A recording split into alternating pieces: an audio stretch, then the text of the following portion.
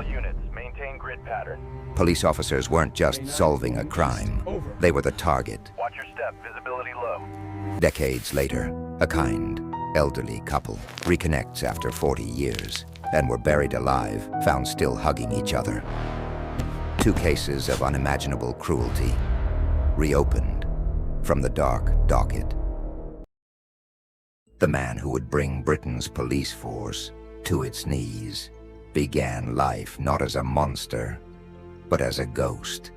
He was born Barry Edwards in Leeds, 1944. The illegitimate child of a soldier who abandoned him. He was a gifted athlete, but a troubled student.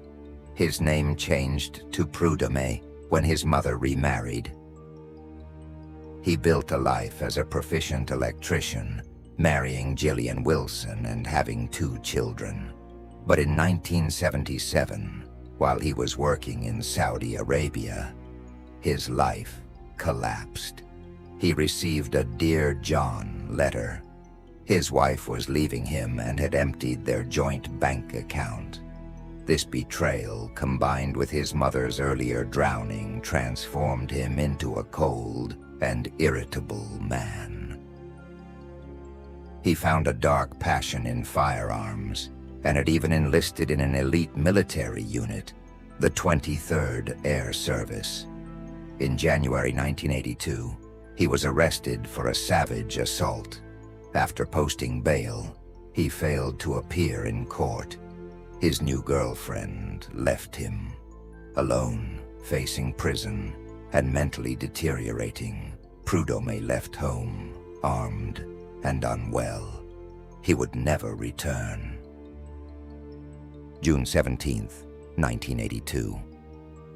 Police Constable David Hay encountered Prudome sleeping in a car. When Hay failed to respond to a radio call, a colleague found him. He was lying beside his patrol car, dead, executed with a single-point .22 caliber bullet. But he left a clue.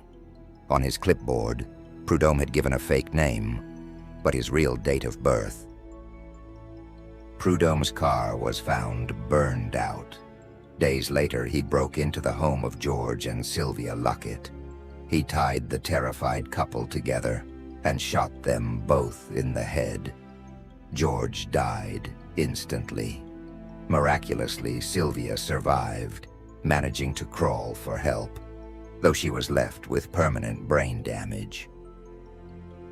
On June 24th, he was stopped in Dalby Forest by PC Ken Oliver, a dog handler. Prudome opened fire, hitting the officer in the face. As Prudome fired again, Oliver's police dog attacked him, giving its handler seconds to run for cover.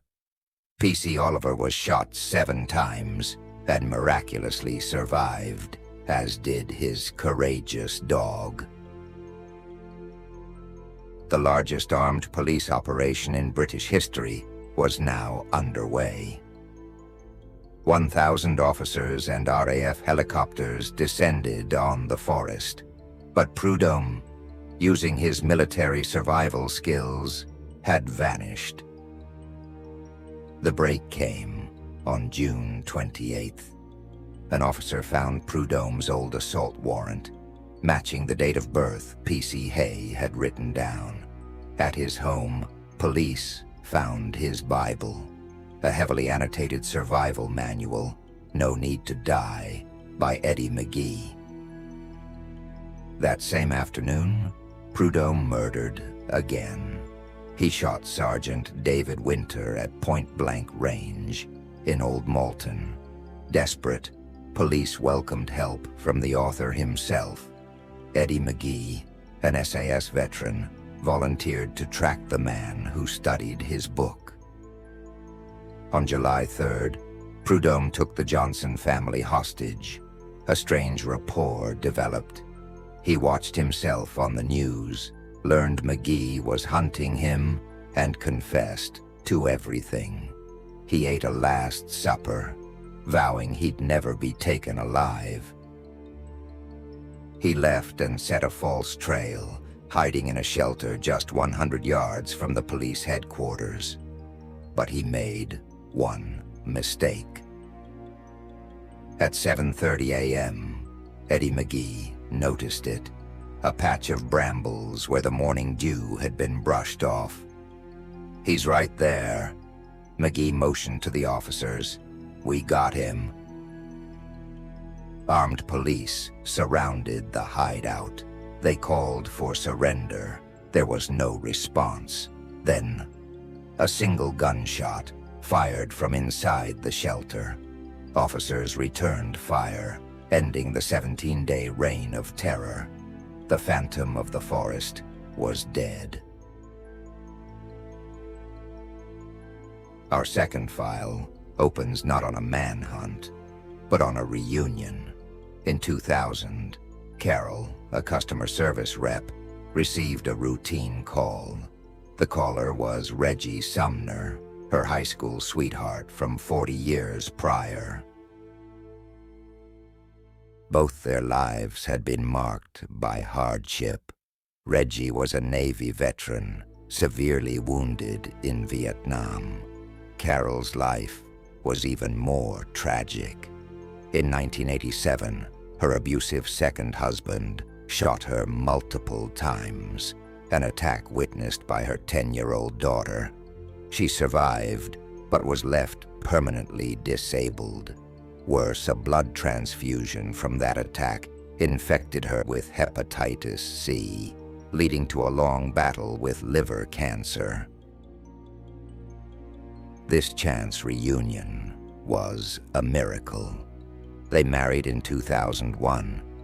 By 2005, both were 61 and in frail health. Reggie's diabetes was severe, often requiring a wheelchair. Carol was weak from her ongoing cancer treatments. They moved to Reggie's home in Jacksonville, Florida, for a quiet life. But they had a connection to a troubled past: Tiffany Cole. The Sumners had sold her a car, and she knew them well. During a visit, her boyfriend, Michael Jackson, learned that the Sumners had recently profited $100,000 from a home sale. This information became the catalyst for a horrifying plot. Jackson recruited Cole, Alan Wade, and Bruce Nixon. On July 6, 2005, the group drove to a remote spot in Georgia and pre-dug a large, deep grave. 2 days later, they put their plan into action. Armed with what appeared to be real guns, Wade and Nixon knocked on the Sumners' door, asking to use the phone. When the trusting Carol let them in, the attack began. Wade ripped the phone from the wall and choked Reggie, while Carol pleaded for their lives. The group bound the frail elderly couple with duct tape, forced them to surrender their ATM card, and ransacked the home for valuables. Then they forced Reggie and Carol into the trunk of their own car and began the long drive to Georgia. Tiffany Cole followed in a separate car, acting as a decoy. When they arrived at the grave site, they opened the trunk. Inside, Reggie and Carol had managed to free themselves from some of their bonds.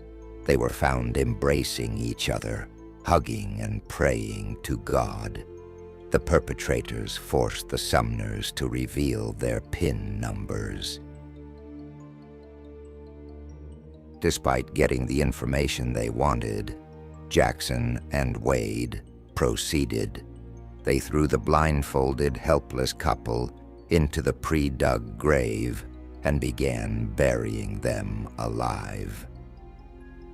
Jackson later admitted he could hear Carol moan as the dirt was shoveled over them. The autopsy confirmed they died from asphyxiation.